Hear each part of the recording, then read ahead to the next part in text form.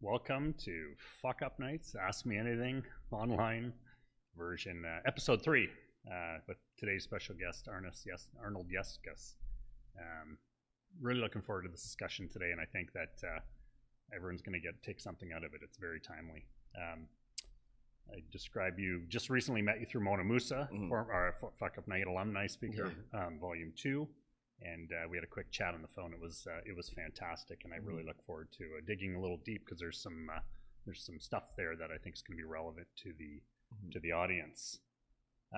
Fuckup Nights started a number of years ago in Mexico City, and I've used a story before that no good story has ever begun with "let's go out for a salad." A number of individuals were out drinking mezcal, and they realized that the more and more they drank, more and more the truth came out, and they started realizing that we can all be hero worshippers and we can follow in people's footsteps, but the reality was the failures and the honesty and the openness and the humility was the things that they learned from, and they realized they weren't alone. So the whole process was really great. So we have an audience of people participating and watching today. I'm looking forward to, again, simply that, truth, honesty, and vulnerability in order to share. And when we had the discussion, I thought it'd be great to get you on the audience. You've come out of it. As you can see by my shirt, I am super qualified to participate in as a host, and I could be on that side of the thing over and over and over all day. So I've got the scars to prove it. Being an entrepreneur, it's not easy, but I admire anybody that does it. The community has embraced Waterloo Region. We are not where we want to be. We'd rather be in a room right now, having beer and pizza, and sharing stories, and both comments and laughter and the relief of hearing that people made it on the outside, but so be it. We've been dealt a shitty hand as it relates to COVID, and we're doing our best to keep people engaged and connected. The community, as I said, is embraced. We have a couple people in particular, Jason Hines from Bearskin on Par, a friend and an IP lawyer who has stepped up and said, anything I can do to assist you. I love this. It resonates with me. McKelly Greco, who's a realtor in town, who has gone to seminars and read books and different things and realized that the fuck-up theme really spoke to him, and he was really interested in it. And basically, if we were together in a room right now, he would have bought us beer and pizza. We love McKelly, but it would have been great. And as well, Janet Holmes Consulting. If you've been on our site lately, Janet Holmes, who's watching now, hi Janet, and participating, does visual representation of talks. So we've all been in presentations before, and you spend hours and hours coming up with a strategy, and you get a 25-page document, and everyone looks and goes, "That's amazing," and it goes in the bottom drawer, and no one fulfills it. But Janet's done a really good job, and she's doing this for you and for us today, capturing our talk, and there will be a visual representation of our discussion with the highlights and the journey to the fuck up and where we come from there. So we'd like to thank Jason, McKelly, and Janet for their participation. So, Arnold, ask me away. Let's do this. First and foremost, how are you handling COVID? Honestly, just like most people, it was probably very scary at the beginning, which it was for me, just not knowing what was going to happen or how long this pandemic was going to last. And of course, as an entrepreneur, you worry about your business and what the effects are going to be. But over time, obviously, we did shut down our business for the time period. We actually are still shut down at the moment, but I started kind of making the best of it. I used this time to be with my son, be with my family. We went on adventures. We drove to cities that we've never heard of, and we really got to bond. So we did make the best out of this pandemic, out of the shitty situation that was given to us. Like I said, I'd love to be sharing a pizza and a beer, but of course we got to deal with the cards that were given to us, so we make the best of it. So honestly, I really can't complain. I'm healthy, my family's healthy, so I'm grateful for that, for sure. But it was a bit of a scary situation at the beginning, just not knowing what the heck was going on, because it happened so rapidly, and we're all running around like headless chickens. What the heck are we going to do next? What's this going to happen for our business? Am I going to get COVID-19? Like we had no idea, right? So it was really scary at first, but I think we handled it pretty well. And like I said, I'm pretty grateful for how things are right now, for sure. So. Good to hear. Thank you for sharing that, and glad you're doing well. Thank you. So, I've talked to you.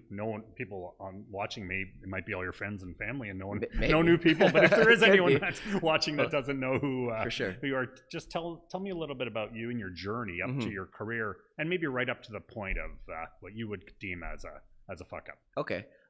And before I even get into that, I just want to say thank you for having me on here, of course. Like, it's a huge pleasure to be on here. I've obviously followed Fuckups for quite a bit now, and I think it's very great to showcase, obviously, the Fuckups prior to, like, some sort of success, because it can be very inspiring. And myself, which I'll get to the Fuckups, but myself, you dwell on those Fuckups, and sometimes they sit on you very heavily. So it's nice to be able to hear someone else's Fuckups and hear how they were able to move on from it, and it can definitely be an inspiring thing. So I appreciate therapy. that. Welcome It really to the therapy is, right? Because like session. we always hear and we always see like flashy people with money and these nice cars, and right, we don't get to see the other side of the iceberg, I guess is what they say, right? Like all the fuck ups that led him to that. But a little bit about me, I guess we'll talk about that more That's good. after. So I come from a small country called Nicaragua, and I hold that country so dear to my heart. I love it to death. I can honestly just travel to Nicaragua for the rest of my life, and I'll be very content with that. I say that just because I moved there from a very young age. So traveling back and forth with my family and be able to see my cousins and to taste the food, I just love the culture there. So I've been Canada my whole life, I guess I'll say.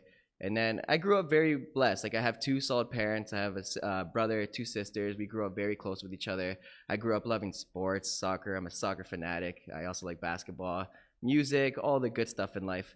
So with that being said, growing up through elementary school, I was a pretty good kid, I would say. You know, I came home every day. I listened to my mom. If she's watching, she's like, "Yeah, fucking right. This guy's such a liar. He was such a piece of shit." I guarantee she'd be You saying gotta that. say what you gotta say. I get it. I was a good kid.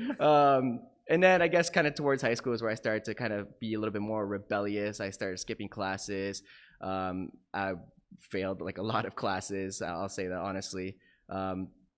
So that's kind of where I maybe started drifting to a different direction. But from when I was a child, I always did really like cooking for some reason, even though I was like super picky. I only like chicken fingers and potatoes and fries. And my son's the same way, and it makes me go freaking insane. But anyways, so I always liked it. I never actually thought I would go towards that direction, but I remember that I'd always make my mom like these weird little wraps with like the fake bacon bits that you buy at the store and like cream cheese. And like, I guess it was kind of just in my blood, I guess I'd say. So in high school, I did pick up like a part-time cooking job at a Krabby Joe's. Actually, I started as a dishwasher when I was 15. And then in 3 months, I started, they promoted me to a line cook, which is a big mistake on their behalf because I was an idiot when I was 15. Like, I was trying to cook like the chicken wings, and I had no care in the world. And like, I told myself I won't hold back when I go on the show. Like, I'm just gonna let it all. Like, I would always show up like stoned out of my mind, and they probably hated me because I was that 15-year-old kid who would come in with like bloodshot eyes and would take like 30 minutes to fry 1 pound of like chicken wings. So it was a really weird start to my career. But that is how I started. I just looked at it as a part-time job at the time. And it was kind of fun though at the same time. But it was a little bit after that when I started doing like my co-op at a Caesar Martini's. If you guys remember Caesar Martini's, a like classic bar up in Waterloo. That's where they started actually kind of experimenting with a little bit more food, and they were breaking down like actual big meats. And I was still like a little shithead at the time. Like I was still showing up like stoned and blah, blah, whatever. But that's where I kind of started experimenting with a lot more food, and that's where I kind of actually started to get like a bit of a passion for it. And then from there on out, I kind of just started working my way up through a bunch of restaurants, and I guess I just honestly fell into it. Even though I loved it, I never thought I'd actually be like a chef when I was younger. I just sort of kind of fell into it, and over the years, I kind of started maturing when I had my son at 19, which of course was a huge milestone in my life. I guess I could talk about that a little bit more. So I had my son when I was 19. I was obviously very young. It was with a girlfriend at the time I was actually with for 5 years. We're on good notes right now, so everything there is very blessed, and I'm happy for that. But obviously that did take a big part of my life because I was 19, and I've said it already, I was still a shithead at the time. If you haven't noticed, I was a shithead for a good amount of years there. So That's past now, though. yeah, a little bit. It depends what kind of shithead we're talking about here, but yeah, that did take a big toll on me. I was very excited to be a dad, and I was super into it 100%. That wasn't the question that was like I wouldn't consider that part like one of my fuck ups. I think it's how maybe I handle it and started to continue going forward with my life because I didn't really change a lot of things. Like, so after a while, like I did start like experimenting with some sort of drugs, and started drinking like a lot more and hanging out with like really bad people. And it kind of just started taking more and more of a toll on me. And working in the restaurant industry. So let me backtrack a little bit here. Sorry. So I went to culinary school when I was right before I had my son at 18, and then I graduated at 19. And then between like that year, I got my first sous chef position at 20. So there was just a lot going on at the time, and I felt like I was heading down like a really successful road because I became a sous chef at such a young age. And not to discredit anyone's position, but anybody can be a sous chef these days. So now that I look back at it, like then, like I could have handled the situation a lot better. But since I was a sous chef, I thought like I'm this cool guy. I was a sous chef. I'm the boss. Da da da. And I just put all my life into my work right there. So I was just working 6 days a week, 14-hour days. I barely saw my son. And then on the days where I'd get off work, I'd be super tired, and we'd go for drinks, and we'd be out till 4 in the morning. And it was just a very bad lifestyle just to be back into the restaurant again for 7 years. I did that for like maybe 3 years straight, living that type of lifestyle. So it got worse and worse and worse through the years. I did like lose an emotional connection with my son at the beginning. I was always present. I never just disappeared from his life. But there's times where I was a shitty dad. I barely see him. When I do see him, I'd be tired from all the shit that I was doing from the last 5-6 days. And it just started taking a huge effect on me. And it was like the snowball effect. It just kept getting worse and worse and worse and worse. So that is definitely some big mistakes that I made in my life. I put all my life into my work, and then felt like I needed to reward myself with substances and alcohol and partying and just being an idiot. So I think that's a major mistake of mine. So can I ask you about the industry, if you don't mind? Yeah, please so go ahead. I mean, I'm always intrigued by it. I find that it's glorified potentially on shows, and there's this hierarchy. And I have a friend that I call Chef. I don't even call him by his name. And someone asked me his name once. It's like Chef. But there's kind of this combination between the perfection and creativity and this tension that exists between the two.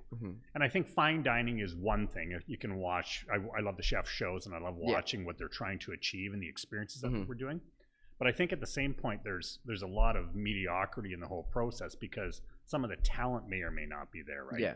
So you're working in an industry that is razor thin margins. We've seen that, particularly related to COVID right now.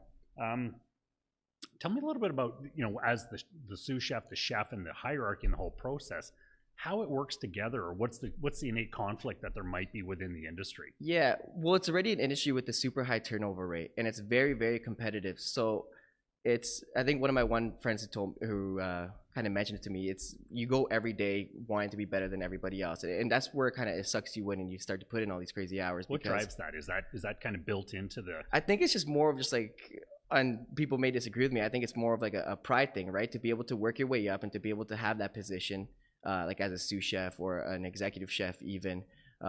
It's pride, and that's exactly what forces you to try to keep moving towards that decision. And since it's such a high turnover rate, like any other field, it could take several years, even decades, to get to the top position, right? But in the restaurant industry, it could even take you 1 to 2 years, depending, right? It all just it all depends on like your work ethics, and of course your culinary skills and the type of restaurant, I'm assuming. And that too.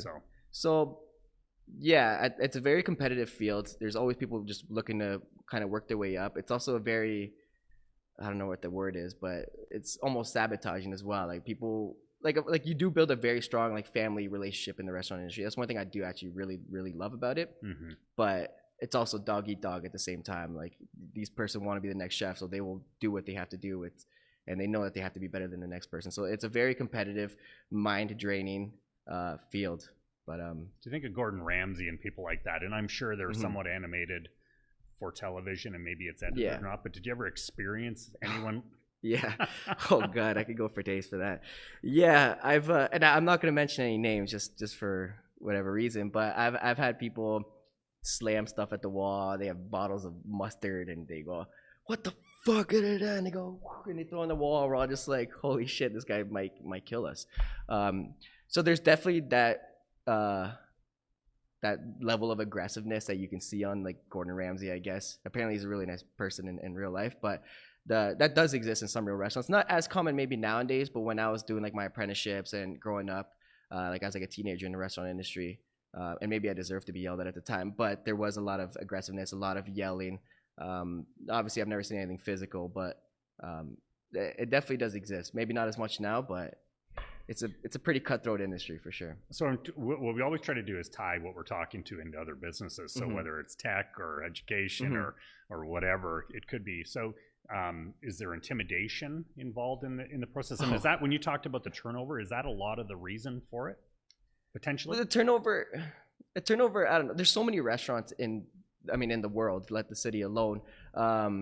So there's always more opportunities for people to come up, and I might be wrong, maybe this is just me, but I find that sometimes we can even just get bored easily, or the second that we don't find something that we like in this restaurant, we can find that from another restaurant. So there is a lot of jumping between restaurants. Like if you look at a chef's resume, most chef's resumes, you can probably see a good handful of restaurants. Like if you look at mine, there's probably like 11 restaurants since I was 15. Right. But as for the intimidation, definitely.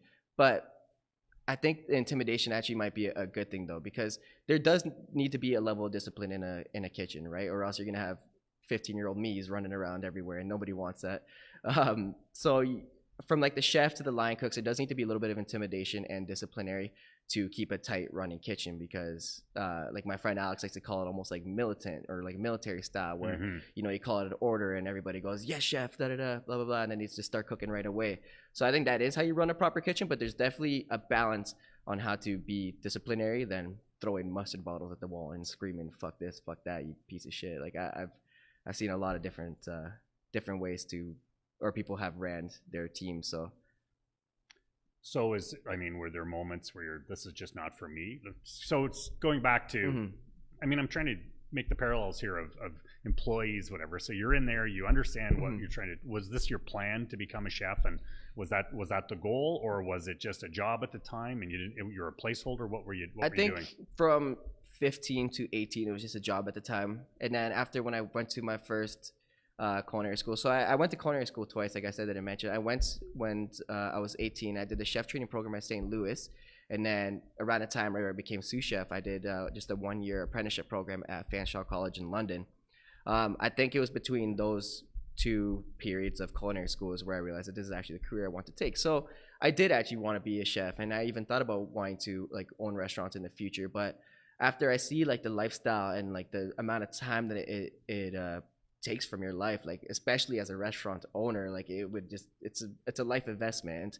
I don't really want to make that investment in reality, right? So that's kind of what inspired me to launch my business, Underground Flavour Group, is to kind of just have it as a platform where to give chefs the opportunity to cook with whatever the hell they want, be who they want to be, and I think I said to you, with no bullshit attached.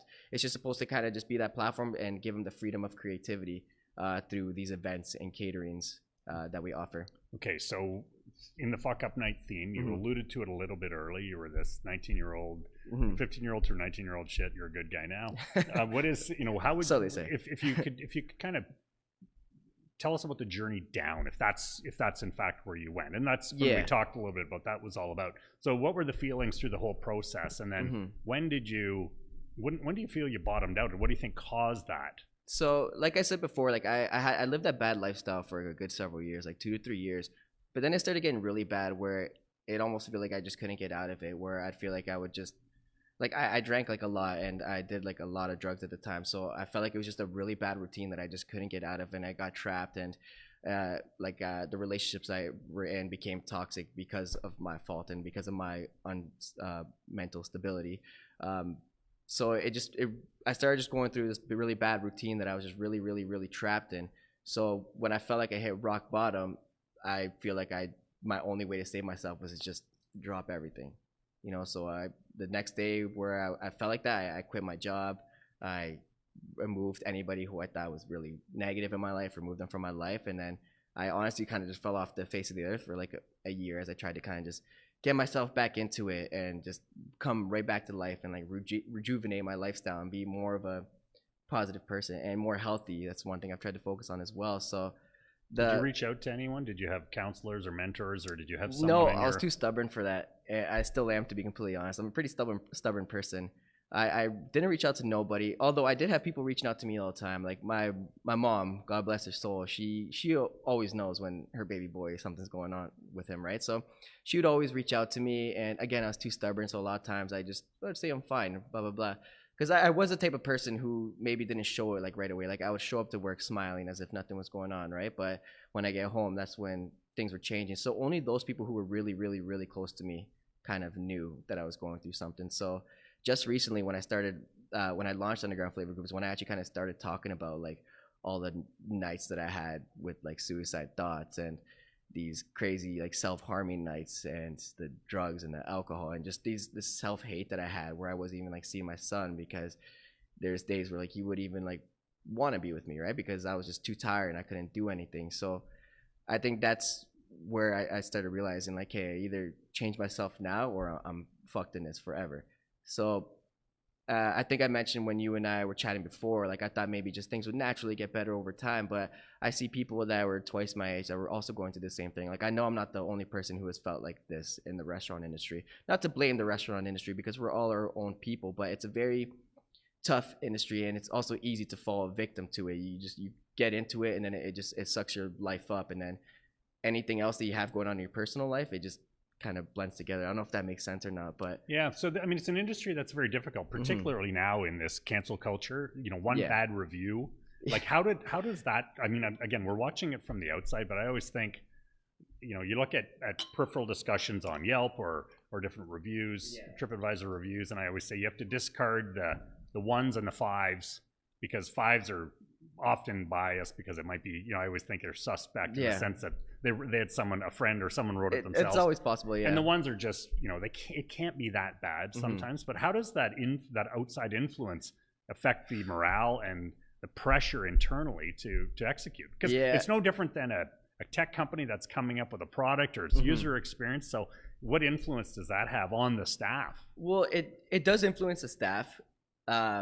I know like a lot of times we're in restaurants and we're reading a negative review. They're like, oh, fuck this person. He doesn't know shit. But they do obviously affect it from looking at it from the outside view, because I know a lot of people that if they look at the reviews of a restaurant, they see bad reviews, they're going to be like, no, I'm not going to go to there. So those are really important.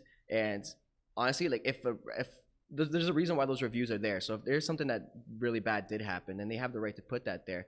But I feel like there are a lot of, I don't know if I should say this word, like sensitive people who make one bad experience and make it sound like 100 times worse. And those people do really suck, because as we clearly noticed through this pandemic, that the restaurant industry, it was always on thin ice. It can crash at any moment. And it's a really crazy investment just to open up a restaurant to begin with. And if you're just going to shit on the restaurant from one minor thing without maybe even giving them a second try or a third try, I think that's really harsh in reality. So it does pressure us in a sense, because usually the owners are like, we need to do this better, and we sit down, we usually have meetings about it. But at the same time, we kind of say like, fuck those people. Those people are assholes. So you got to be pretty thick-skinned. But having said that, you got to listen to what's going on. Yeah, and then, sorry, like I spoke with the chef, Kyle Rennie from King Street Trio. I interviewed him for the Joint Co. And he said, like, no matter what, you're always going to get those negative reviews. You could cook for 1,000 people, and no matter what, there's always going to be someone who just doesn't like it, or someone who's going to go leave a bad review. And you can't try to nitpick all that, or else you're just going to pull your hair out. So you kind of just have to accept it, and then just consistently just keep trying to be better and making more people happy than you are making upset. When I ask people who move to our community, I often ask them, what would they bring with them from their community that was great? Say they lived in whatever, Windsor or Guelph or Kingston, whatever. I said, you can't bring water, you can't bring mountains. Those, you know, the obvious ones that would make Waterloo region that much better. And more often than not, they talk about a restaurant or a festival, and they're often food related. Yeah, that really build and drive the community. So I think it has a massive impact. Mona asked a question just on what role does the restaurant industry and the hospitality industry have on building community, and did you feel the pressure of being inclusive, or is it fighting all the time? Like, do you feel like we're all in this together, or did you feel like we were fighting, or is it a combination of both? That's a great question. You know, like I'll speak on Waterloo region obviously more specifically. I think that the restaurant scene here is fantastic and it's growing like crazy, and I'm sure there obviously, since they're businesses, I'm sure there obviously is competitiveness behind it all, but they do rally together. Like I know the downtown Kitchener scene between all those restaurants down there, that they are all really close, because I worked downtown for several years, and the communities, the chefs, the owners, they all kind of rallied around together. They supported each other. But the scene here is fantastic. Like, for example, a chef I used to work with, Alex Yonke, he was diagnosed with cancer, and they held this sandwich fundraiser, and I think there was about if I'm not mistaken, about 30 or maybe even more restaurants that offered a sandwich under his name, and then every person who ordered that sandwich got delivered to it may have been a charity. I don't know the exact donation, but it just shows an example that when it matters, people rally together in the restaurant. So the scene here is fantastic. As for a chef's perspective, for me personally, I love the idea of building a community behind food. And again, that's one of the main things we try to do with Underground Flavour Group, just meeting people, bringing people together, and just the socializing aspect behind it all is one of the biggest motivations of being a chef, at least from my perspective, 100%. Okay.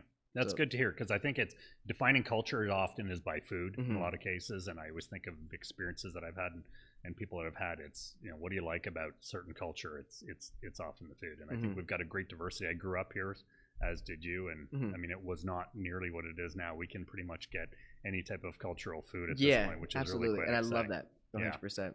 Okay, so back up the fuck up. You went deep in the sense that it was really soul searching, and you talked about some of these things, and parallel that to a lot of businesses that feel that they're alone. The CEO of an organization feels that they are all in this, and everyone else is just taking off them right now. So they, it gets very, very difficult. Sometimes they get aggressive in the sense that it's everyone else's fault, and other times they're soul searching. So you went kind of invisible for a year. What did you do during that year? Did you work, or did you? Yeah, so during that year, I decided just to go part-time, which part-time in the restaurant industry is still full-time. Right. three shifts a week, you're still doing 40 hours. So I did go part-time, and I actually wasn't fully knowing what I was going to do yet. I just know I just needed to do something and get away. So I stepped down from management, and I just went to a different restaurant just to be a line cook. And just kind of just learn a little bit, kind of gain myself back together, gain my relationships with my family, and a better relationship with my son, and most importantly, a better relationship with myself, which I guess I should say, because that's one thing is there came to a point where I wasn't investing in myself anymore. I was investing in the restaurants I was in, and then that was pretty much it. And then I kind of started forgetting about myself and my health and my sanity. So I think that was the biggest fuck up of all, is not investing in myself. So that's what I started doing after I kind of stepped down from management. I was just cooking, and then I knew I needed to just do something different. So my one favorite thing from the last management sous chef position that I had, my favorite thing was when people would book us out for a private dinner, and then they would just request like a surprise menu. That was my absolute favorite thing, because it's a super personable experience. The people who you're cooking for are getting to know you through your food. So I would create them these menus just from the top of my head, and between each course I'd go out them. I would go out to them. I would chat with them, explain to the food, and from my understanding, they loved everything from every dinner that we did. So I want to be able to capture that exact passion that I did love so much, and be able to embrace that into something new. So that's kind of where I started thinking about how I can create a platform where we could just do that, where we could just cook what we want, and let people just know who we are and embrace us. So that's kind of where like the underground aspect comes from Underground Flavour Group, is that it's just these chefs, underground chefs that are just coming out of nowhere and just offering these amazing meals, and you get to know more about them and learn about them and know who they are through the beauty of food. Because 50 years ago, chefs weren't really as broadcasted as they may be now. Like, we have all these Netflix shows and YouTube and Gordon Ramsay that we get to see all these amazing things. So now that we can broadcast ourselves and be known into the city and into the community, I think I knew I needed to build a platform that can really, really, really, really utilize that. So tell us about that journey then. So you start as one, and then what's happening? What's happening with now, and how's it being embraced by the industry, and B, how's it being embraced by the audience? Yeah, so I didn't really grow up like entrepreneurial. Like, I know like a lot of people say like, oh, like, I grew up with it, I was inventing stuff at 4. Like, I wasn't like that, honestly. Like, I wasn't. I when I got in the restaurant industry, I was determined that this was my life for the rest of my life. And there was points where I was okay with it, but so I wasn't really entrepreneurial. So I didn't really know like how to start it. So when we did first launch, we just kind of came up as like this like underground separate club. We had like no website, no like office space, like absolutely nothing. We were just through Instagram, and that's literally it. Now we would just announce a date with no location, no nothing, no information, just a date. And then like we would say like what the theme is, like a 6-course menu, and then the first ones that we did sold out within like I think 11 days. It was about 30 seats. So I was like, okay, this is kind of cool. People like it. So we just kind of started going more and more and more into that. We started doing more and more dinners. They all started selling out. So I was like, oh shit, like look at me, started my own business. This is freaking cool. So I want to really just utilize that because it got received very well right away by the community, by the restaurant industry too.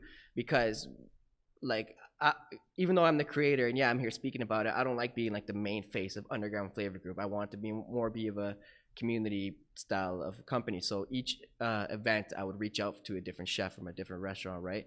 And it's a good way for them to advertise themselves or even the restaurants that they're working in, because people go there, they taste their food and be like, oh, I'm the head chef of, you know, said restaurant. And then from there they could gain more traction and new customers possibly. So that's also where the catering aspect started picking up as well, because people started reaching out to us and it'd be like, hey, like we want like an Indian type of catering. Are you able to do that? So that's where I got the idea to start like subcontracting out like different chefs as well. So I would kind of bring them on, not hire them, but bring them on. And then I would just sign out like contracts, and then the type, like the right chef who fits that contract would take that. So they just kind of just slowly, just gradually started turning more and more and more into a business. At first, I wanted almost to be like more of a movement. Right. And then about like 6 months after the business launch, I quit my part-time job and I went full-time with it. And I tried taking all the right precautions to actually turn it into a business. Like I actually got like the business license for it, like an office space, and did all like that background stuff to make it like an actual business. And then, yeah, so when we launched, I really didn't know like where it was going to go, but I mean, we're going right now. So I think we did shut down with the pandemic, right? And we don't plan on doing any major events soon. But I met my partner a year ago, and then we started thinking about doing like this online like website, because we didn't have a website, right? And then through that is where people can just go to the website and find a package that is offered by these chefs and just book them directly through there. So it's almost like, I don't want to say it because it's weird to say, but like an Uber Eats of like catering or private chefs, where people could just say you're in Cambridge and you open up the site and you can see like what private chefs and caterers around you are offering, and you can just book them directly through the site. So that's going to be the next step, and we launched that on July 13th. So since the pandemic happened, that's just what we've been working on full time, just through that website. It's fascinating. How do you feel about picky eaters? I want to say bad stuff, but my son is a picky eater, so and like it's my pet peeve in life. Yeah, I eat everything. So I was a very, very picky eater when I was younger, right? Like I mentioned before, like I only like chicken fingers. I would look at avocado and I'd be like, ugh, what the hell? I'd look at fish and be like, no. But weirdly enough, I liked anchovies. Out of everything in the world, I loved anchovies. That's bizarre. It is. But over time, as I got through the industry, I started appreciating more foods because I started seeing it. So I think people just need to be exposed to it, and people are just scared to try it. I think that's really it. It's just their fear of trying something new because they're so comfortable with something. And not to like talk shit about anybody, but we have a lot of picky eaters here in the city, and I think maybe that's why the Waterloo region is a tad behind in like food trends and whatnot, like compared to like Hamilton or Toronto or even Windsor. I think maybe like we're heading towards the right direction 100%, but I think maybe that's why it's been a bit of a slower process in bringing all these nicer restaurants, because I speak with chefs all the time and they're like, oh, how cool would it be if we had this fine dining French restaurant or this fine dining Spanish restaurant? But the thing that everybody always says at the end of those sentences is Kitchener's not ready for it yet. Interesting. And in reality, it's true, because like we've had these amazing places in the city that had to get shut down because they didn't receive that much traction, and they were incredible. So one thing from that industry, I've heard this over and over, is that the talent required to execute the menu is maybe the talent pool, or maybe it's the attitude might be a little shallow. So sometimes you see menus contract to easy things that you can, and because the reality, as you said, the transient nature of the industry, you're building an industry around people and their capabilities and their capacity to do it, and suddenly they just don't show.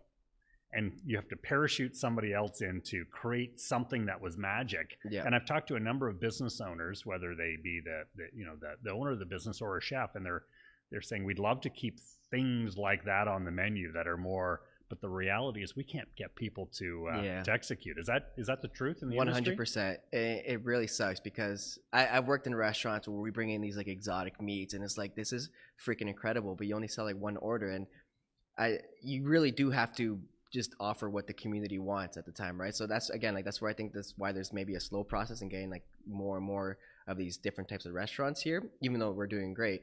But it's just getting those people just to try new stuff.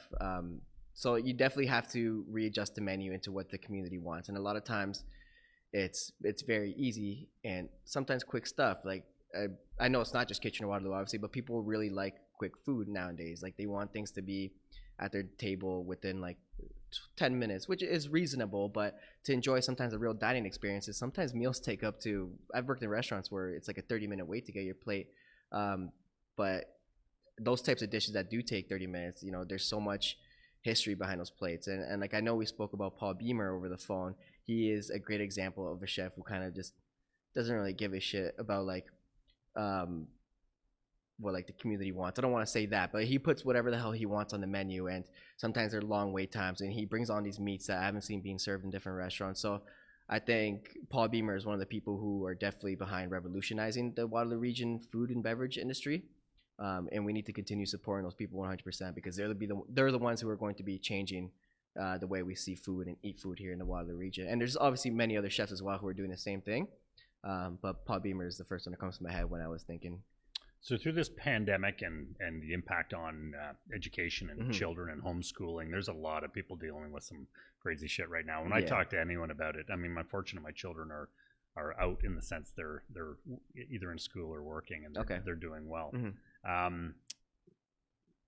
Is it a good industry for a 15-year-old to go into, or what are the landmines? And I guess the question from Alex is what would you warn, or what would you caution someone getting into the industry to be aware of? It's a great question. I think maybe not warn them, but just the advice that I would give them is to just focus on yourself throughout the entire time. Of course, prioritize your business, prioritize your position, of course, but don't forget about yourself.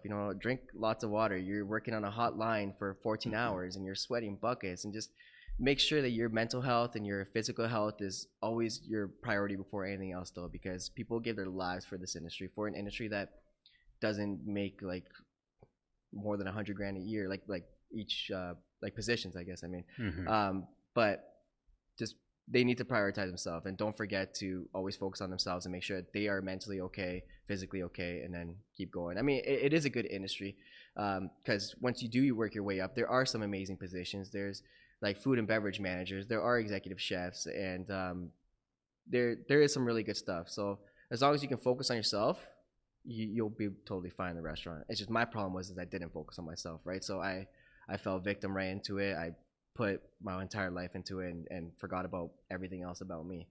So that's just my only or my biggest advice I'd give is just focus on yourself the entire time. Yeah, of course, like I said, prioritize your business, of course, the work, but don't forget about yourself. Is there other industries and other businesses that you think parallel the hospitality and restaurant business, or is it just that unique? I mean, it's kind of hard because I've never worked in any other industry in my entire life, so I'm not 100% sure. But I'm not going to say here and say restaurant industry, oh, we get it the worst, poor us. I'm sure there's many other industries as well that go through very similar shit or even worse in that case. So to name one, I maybe can't, but I for sure, 100%, there's definitely other industries that are very similar to the restaurant industry. So talking about that, I mean, you've been in it. It's impacted you. COVID has a direct impact on your ability to drive any revenue this year. Yeah. Without being super negative, but bottom line, let's be real. What do you think is going to happen in Waterloo region and beyond to the restaurant industry, and what are you hearing inside as a result of COVID? Well, I mean, we've already seen so many restaurants shut down, and unfortunately, not to be a negative Nancy, there's probably going to be more shutting down as well. I'm hoping that all these restaurants can survive, but just the reality of it, especially with restaurants that don't have patios, like they're still shut down, right? And hoping that they can rely on takeout. So there definitely is a long road for all those restaurants.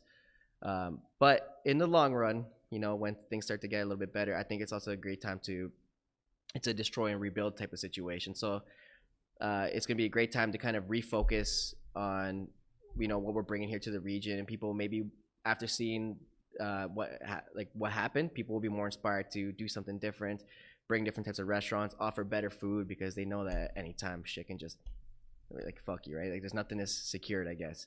And a pandemic clearly just showcased how easy it is just for everything just to stop, and you lost your job or your business is shut down.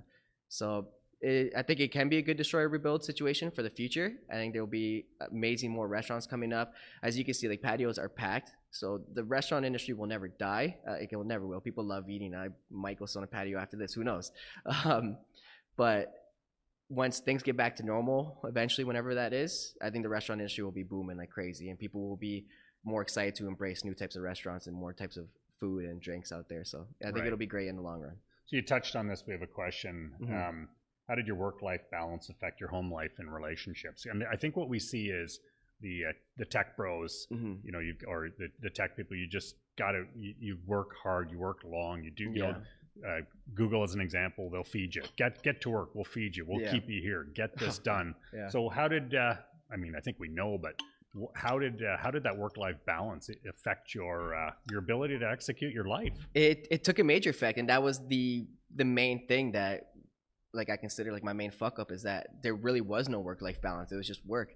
And I had relationships throughout like all those crazy years, and it did affect them a lot because, one, like I was just trapped in my job like 24/7, and not only that, I also had my son. So like I had like this little freaking time for in a relationship. So obviously nobody wanted that, right? And I was struggling with myself at the time. So it took a very big toll on my like personal relationships, on my family, of course. Like I said a million times, like I prioritize work like over anything. So it affected my relationship with my son. Like I didn't see him a lot.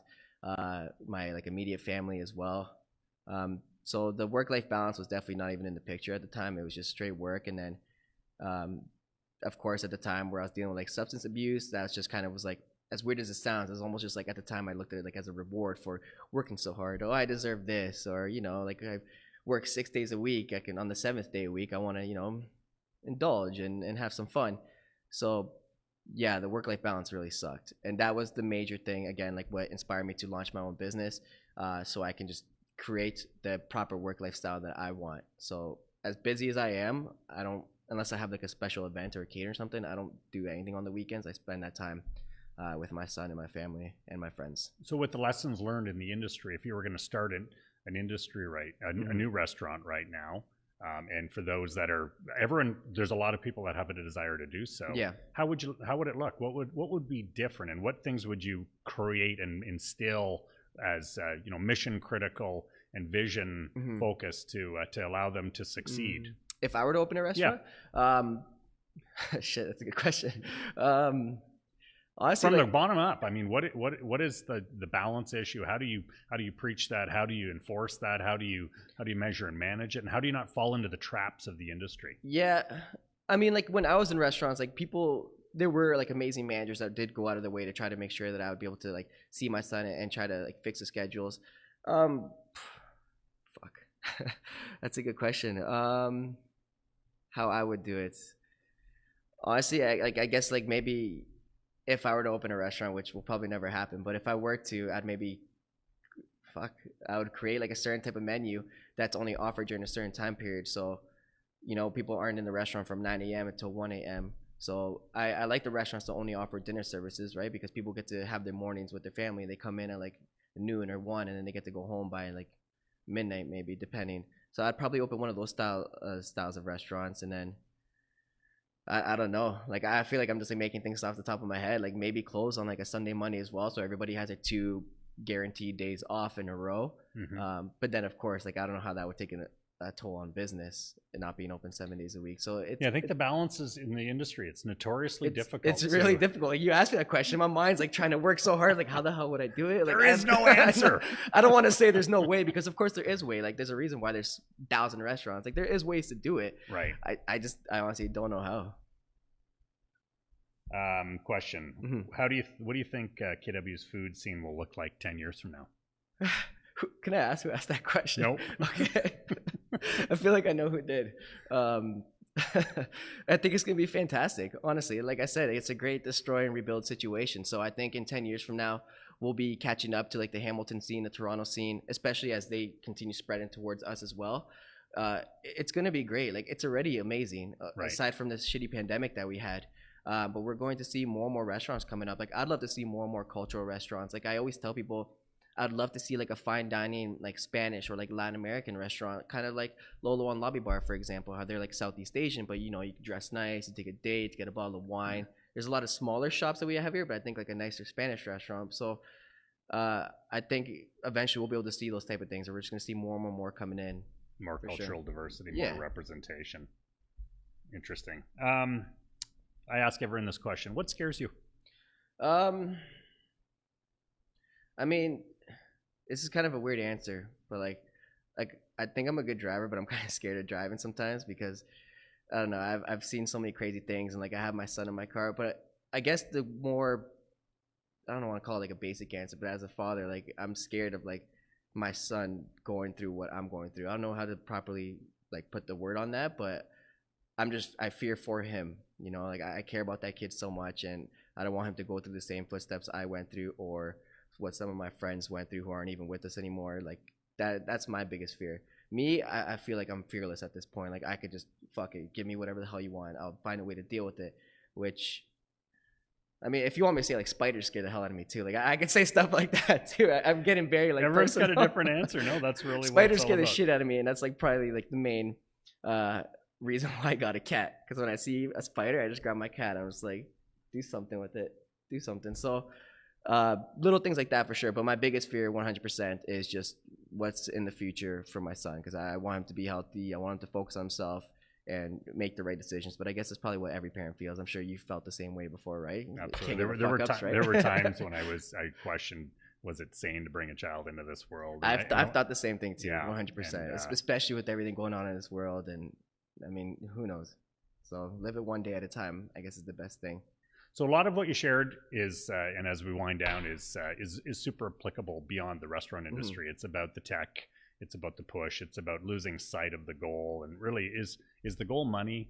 And is the goal? So that's the thing too. I mean, I think people when they open a restaurant, they don't do it to make millions of dollars. Yeah, I think the assumptions of success are very different and very unique. And whether it's a gratitude of feeding people or doing something unique is fantastic. And sometimes it's just to pay the rent, pay the bills, and create a lifestyle, right? Absolutely. So, well, like, yeah, it's like what you said. Success relies on the eyes of the person who's working towards it, I guess. Like, success for some people can be, you know, a nice house, fancy car, lots of money, or it can be just feeding people and gratitude behind that. For me specifically, success for me is just to be able to just have a proper lifestyle with my family and a solid job. Like, of course, like we all want money. I mean, if I could turn it into $1 million company, then why the hell not? Like 100%. But my main goal, 100% behind it all, is just to have that platform, have that running, and me be able to just live a happy life, you know, go to a cottage, be half naked, gain weight, and just live my life like that. That's a dream for me. And to have that platform and have that also available for other people who may have gone through the same thing with me or just are looking for that freedom to be who they want to be. And when I say that, it's because there's a lot of, when we were talking about earlier, we were talking about how sometimes you have to change menus to suit like the community's needs, and that can piss a chef off like a lot. Like it's like sometimes you're being told what to cook, and to be a chef, it's to showcase your culinary skills. Like regardless of what people say, to be a chef is to cook what you want to cook and make people love your food. That's the whole motivation behind that. So that's what that platform is just to kind of give them that option to just go on it and cook whatever the hell they want, offer whatever the hell they want. If the community accepts it, they do. If they don't, I mean, again, a lot of parallels to the tech industry where the CEOs and founders think they know exactly what people want. Yeah. And the reality is the audience is going to drive the process. So that tension and that frustration happens between the two. Mm-hmm. Okay. How do we find Underground Flavour Group and what would the ideal experience be for you that we could offer out to somebody? Post pandemic when the world settles. Well, so the way to find Underground Flavour Group right now, so we are still working on the website. It launches July 13th. So after July 13th, you can definitely find us through the website. And but right now, we'll post it on our site. Right now, you can definitely just find us on our social media. That's where we are the most active right now. Like we do have a Facebook page, but Instagram is where we're 100% the most active. We were just hosting like weekly competitions and whatnot. But that's definitely where you can find us right now. And then like a little bit more about us, like we're just a community. We're a community of chefs and caterers and even mixologists, like bar professionals, sommeliers, wine professionals who just team up, and we offer these amazing like one in a lifetime experiences I mean, before the pandemic, obviously. Right. So, I mean, that's who we are. We're a community. We're a gang. That's what I'll say. Food gang. Yeah, food gang. But yeah, and then after the pandemic, like we're pretty much creating like your one-stop shop to like all different types of food caterings and events. So all through that website, you'll be able to see all these different packages, foods, menus that are being offered by all these local chefs and caterers, and hopefully one day like mixologists and whatnot. So that's definitely what we're doing. We started off as a movement just to keep showcasing these chefs who want to be heard, who want to be seen, and want to cook what they want to cook.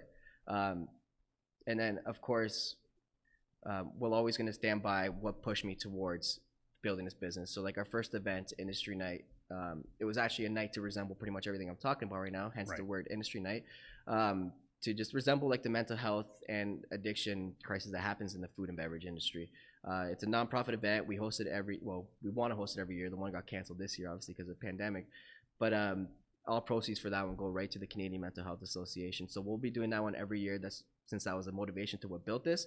And of course, we want to support it and showcase it and not have it so hidden that there's a lot of us that do struggle within that industry. And it's such a cutthroat industry because, you know how many times I've told people like all this shit that I'm telling you right now. And like, I've heard, but like all you do is like flip burgers and shit like that. And like, I want to fucking flip the table when people say that. And like, I get so angry because it is a difficult industry. Like, it's a lot, so it's time for it to be heard and showcased, and that's exactly what we're going to continue doing through our business. We're going to showcase it and keep bringing on as many different chefs and caterers as we can, and just giving them the freedom to do whatever the hell they want to do and make money from it, of course, at the end of the day.